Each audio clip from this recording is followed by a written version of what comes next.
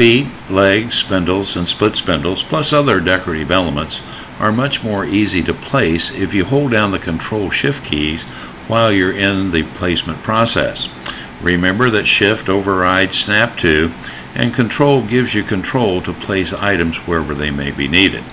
I will double-click my scroll bar button and come down to the footprint, and I have a furniture drawer placed, and we will begin with a leg. If I type in APL for the little apple foot and bring that over, drop it on the floor plan, move it into position, and I want it in this corner, you can see the Snap to diamonds, and many times it will place outside the placement zone.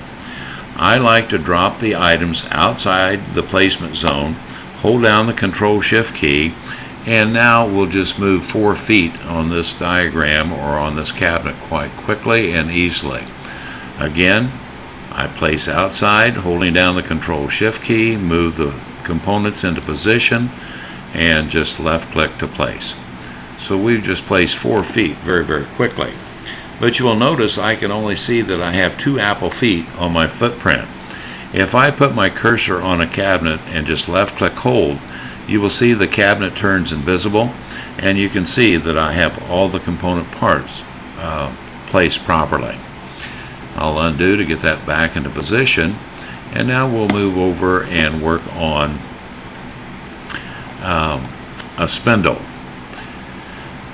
I've placed a wall 42 wall filler 42, and I've trimmed that to 34.5 and placed it in the up and down position to 0, so it goes all the way to the floor, and it creates a backdrop for my spindle.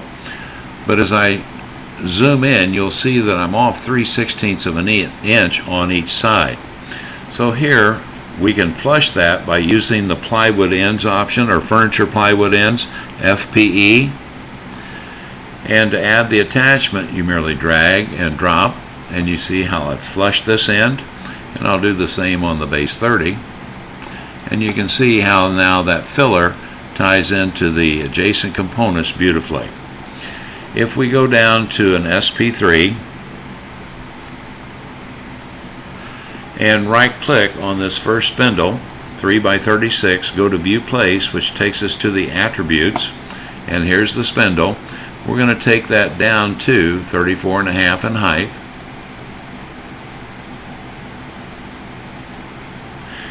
We go down and place. Again, I like to place outside the placement zone, hold down the Control-Shift key, move that component piece into position, and when that back line goes invisible, left click, and I'll move the label, and you can see how that component part is placed. Again, on the opposite side, again, we need a flush end. So remember, that's FPE. Furniture plywood ends both. Drag, drop. And now I will merely right-click on this component, duplicate it, place it outside, hold down the Control-Shift key, move it into position,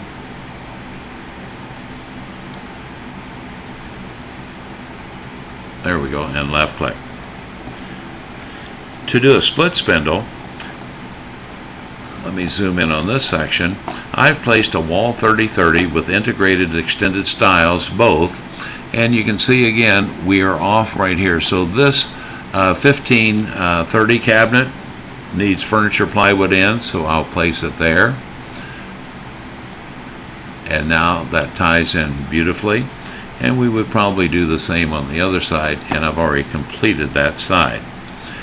If we go down now to a spindle SP2, we have split spindles, and down here these split spindles will place at base or wall height, and they're only available in 30-inch heights. We're going to use the wall placement at an SP2 by 30. I place it on the footprint, hold down my Control-Shift key, and move that back in position. You will also notice, I'll move the label, you'll also notice when I place this, I've reduced the depth of this wall 30-30, so I break this plane so that we don't have a protrusion. I will move this over, and we can just merely duplicate again, place outside, hold down Control Shift, move the component into position, left click, and the placement is complete. Here I'm going to add a countertop. Right click on this countertop, edit shape, and I'm going to move this leg out 18 inches. So I'll just type in 18, enter, and close this out. And in this cantilevered countertop, I want to put a leg here and here, but I want to have about an inch reveal on the left and across the face on this leg, and an inch on the right and across the face on this leg. So if I go to that same, well, we'll just go back, we'll go to that spindle 3. If I right click on this spindle, go to View Place, again take the height of that down to 34.5, place. I like to place outside the placement zone, and here I can right click, rotate, right click, move, right click, rotate, right click, move, and I'll move that to the 45-degree angle that you can see in the edit box. I will right click, hold down the Control Shift key, and I'm going to move that leg, and by eye I'm going to set that with an inch to the left and the face of that spindle. I will move the label quickly so you can see, and we have a reveal on each side. Again, I will take that same spindle, duplicate it. I like to put it outside the placement zone, hold down Control Shift, move it into its location on the opposite side, and again we have it placed. So as you're using some of these items in your designs, feet, legs, spindles, and other decorative items, use that Control Shift key for very accurate component placement.